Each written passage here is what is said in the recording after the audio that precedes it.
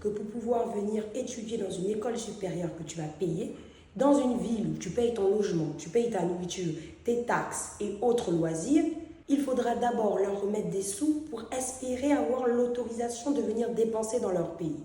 Avec la montée de l'extrême droite en Europe, on a pu constater une progression du racisme et de diabolisation de l'immigré africain, qu'ils soient en situation régulière ou pas d'ailleurs. Le 19 décembre dernier, le Parlement français a adopté une loi immigration. Ce texte prévoit le durcissement des conditions d'arrivée et de séjour des étrangers en France, avec des mesures non seulement discriminatoires, mais discriminantes, à la limite raciste. En d'autres termes, les étrangers en France vont clairement baver. Concrètement, qu'est-ce qui va changer pour les étudiants africains? Et pour les demandes de visa? En ce qui concerne les étudiants, 3 mesures phares sont à retenir. Déjà, l'instauration d'une caution pour les étrangers venant étudier en France. Selon le texte disponible sur Vie publique, les étudiants étrangers devront déposer une caution retour dont le montant sera fixé par décret pour accéder à un premier titre de séjour. Non, mais attendez. Ça veut dire que pour pouvoir venir étudier dans une école supérieure que tu vas payer, dans une ville où tu payes ton logement, tu payes ta nourriture, tes taxes et autres loisirs, il faudra d'abord leur remettre des sous pour espérer avoir l'autorisation de venir dépenser dans leur pays. C'est pas mieux en signe avec notre sang directement? En seconde mesure, le texte prévoit la mise en place de droits d'inscription différenciés pour les étudiants étrangers. Ils avaient déjà essayé d'augmenter les frais de scolarité en 2019, mais la plupart des présidents d'université ont refusé d'appliquer cette majoration. Sauf que cette fois, il est question de mettre cette mesure dans la loi. Comme ça, tout le monde est tenu discipliné. En 2020, on comptait entre autres 15 000 étudiants sénégalais, 13 000 tunisiens et 10 000 ivoiriens inscrits dans les écoles et universités de l'Hexagone. Avant qu'on continue, n'hésite pas à t'abonner et appuyer sur j'aime. Faites un peu le calcul, genre, avec imaginons 6 000 ou 7 000 euros. Imaginez l'oseille qui se font. C'est votre faute aussi. Vous êtes là, vous les empêchez de pomper les ressources au Sahel. Ah, maintenant ils vont faire des bénéfices où? C'est ça. La dernière mesure concerne la délivrance d'un titre de séjour étudiant. Avant, pour avoir un visa étudiant, il fallait prouver le caractère réel et sérieux de ses études, lequel est évalué au regard des éléments produits par l'établissement de formation et par l'intéressé au moment de sa demande. Déjà, ça a l'air tellement long. Désormais, grâce à cette loi, l'étudiant devra se justifier comme ça tous les ans.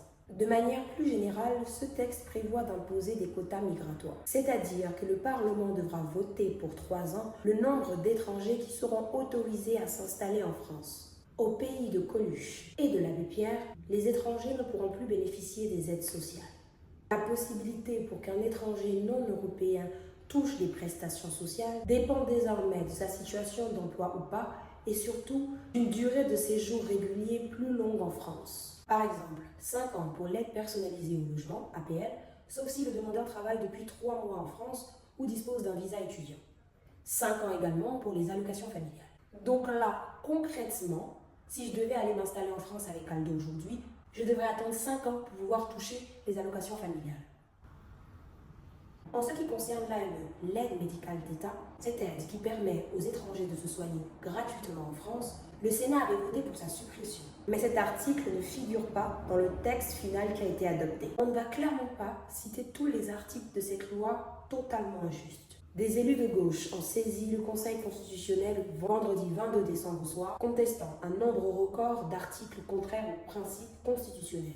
Les membres du gouvernement eux-mêmes avaient d'ores et déjà reconnu que certains articles pourraient être anticonstitutionnels et donc pourraient être supprimés du texte final qui sera promulgué par le président de la République. La morale de l'histoire, les relations entre l'ancien colonisateur et les pays africains francophones se tendent de plus en plus et ce n'est un secret pour personne.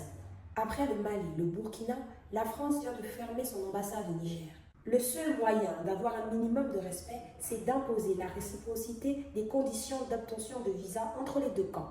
Par exemple, si pour s'installer en France et travailler en France, un étudiant africain a besoin de 10 000 euros de caution, c'est-à-dire qu'en Afrique aussi, si un étudiant français qui vient étudier l'ethnologie, qui vient étudier notre faune, notre flore, l'étudiant français devra aussi remettre ces 10 000 euros comme caution.